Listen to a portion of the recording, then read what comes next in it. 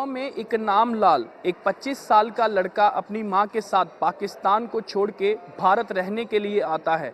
आखिरकार क्या क्या दिक्कतें रही वहां पे, क्यों पाकिस्तान छोड़ना पड़ा जहां पे वो पला बड़ा हुआ। हमारे साथ इस वक्त सारा परिवार मौजूद है, क्योंकि 2014 में इकनाम लाल ने यहाँ पर शादी की, जिसके बाद एक छोटी गुड़िया भी है। परिवार के 3 सदस्य हैं, जालंधर में रह रहे हैं ये लोग। अभी भी पासपोर्ट जो है इकनाम लाल के पास पाकिस्तान का है। बातचीत करते हैं इनसे कि आखिरकार ऐसा क्या हुआ। इकनाम लाल जी, ऐसा क्या हुआ जो आपको पाकिस्तान छोड़ना पड़ा और भारत आना पड़ा?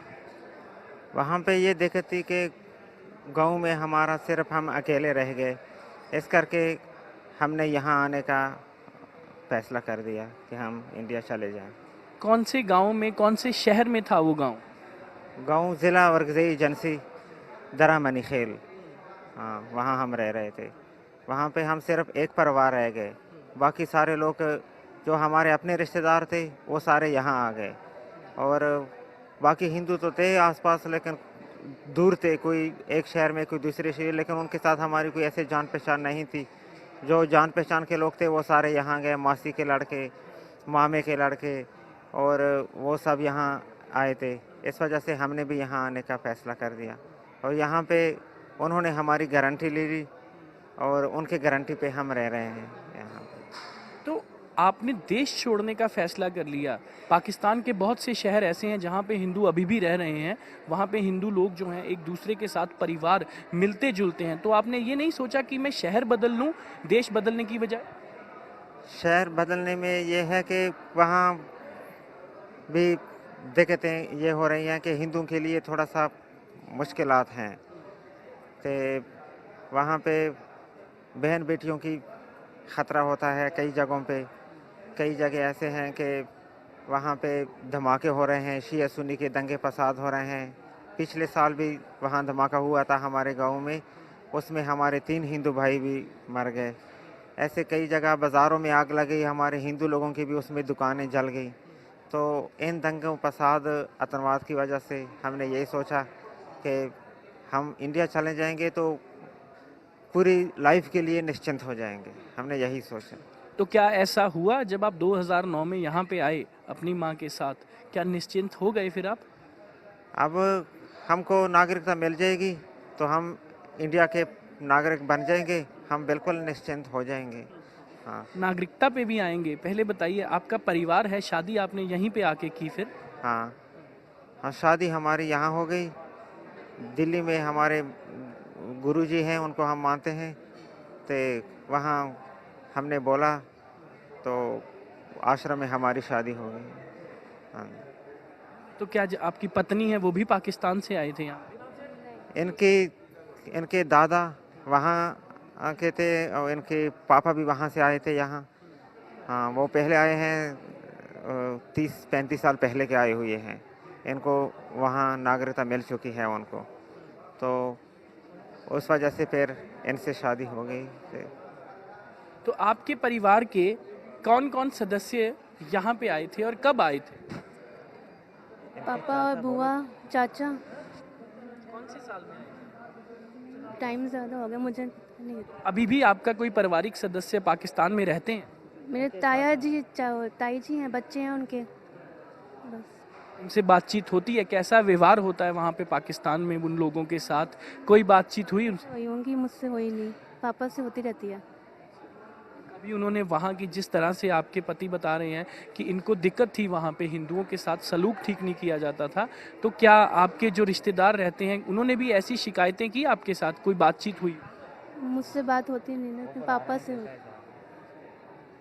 तो अभी जो नया कानून बनाया है सरकार ने, उससे आपको क्या आस है कि नागरिकता मिल जाएगी? किस तरीके से मिलेगी? आपको ये कानून क्या समझ आता है अभी तक? हमें ये खुशी हो गई जब केंद्र सरकार ने ये कानून पास किया कि इन लोगों को जो 2014 से पहले आए हैं उनको मिल जाएगी नागरिकता। तो हमको बहुत खुशी हो गई और हम उनका धन्यवाद कर रहे हैं, नरेंद्र मोदी जी का और आदरणीय अमित शाह जी का, कि इन्होंने हमारे बारे में सोचा और जो लोग विरोध कर रहे हैं उनसे भी हम ये अपील करते हैं कि आप लोगों को इनसे कोई नुकसान नहीं होने वाला, आप विरोध ना करें और हमारा साथ दें।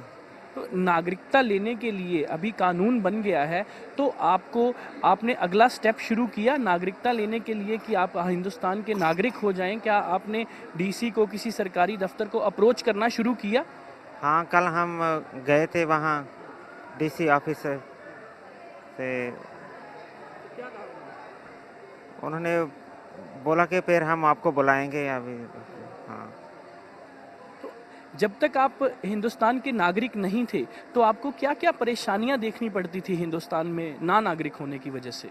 न नागरिक होने की वजह से ये परेशानी है कि हम हर 2 साल बाद वीज़ा बढ़ाते हैं और वीज़ा के लिए तकरीबन 2-3 हज़ार ख़र्चा भी हो जाता है, टाइम भी ख़राब हो जाता है। कचहरी जाओ, पुलिस घर पे आती है, इंक्वायरी करती है, जो हमारा गारंटी लेता है उनको भी बुलाते हैं, तो फिर ये कागज़ पूरा करो, ये करो, वो करो, बहुत समय लगता है।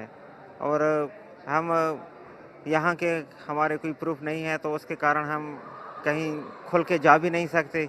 कल कोई पूछे कहाँ से आए हो, आपके पास क्या प्रूफ है, क्या है, ऐसे थोड़ा सा मन में डर रहता है।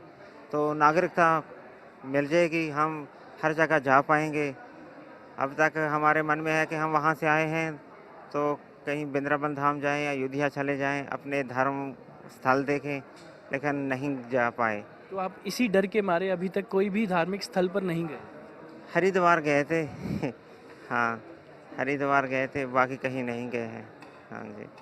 आप काम क्या करते हैं यहाँ पे जलंधर में, जो आप अपना परिवार चलाते हैं जिससे? मैं ब्रेड सप्लाई करता हूँ, ब्रेड, बंद, फ़ैन, ये बिस्कुट विस्कुट यही सुबह ख़रीद के फिर उसके सप्लाई करता हूँ दुकानों पे, उससे गुजारा चलता है। अभी आपको ये ऐसा लगता है कि जिस तरह से कानून पास हुआ है, तो आपको नागरिकता मिलेगी, तो आपको डर के नहीं खुल के जी सकेंगे इस देश में? हाँ, हम खुल के जी सकेंगे। हाँ जी, हमको खुशी है कि ये नागरिकता मिल जाए तो अच्छी होगी। बहुत बहुत शुक्रिया। सो ये एक छोटा परिवार था जो अभी तक डर में रह रहा था, डर में जी रहा था, क्योंकि ये छोटा परिवार अभी तक हिंदुस्तान का नागरिक नहीं था। अभी जो कानून पास हुआ है उससे एक बड़ी आशा है इनको, और लगता है कि वो डर निकल जाएगा, क्योंकि ये हिंदुस्तान के नागरिक बन जाएंगे। कैमरा पर्सन संदीप के साथ अमनदीप दीक्षित, एबीपी न्यूज़, चंडीगढ़।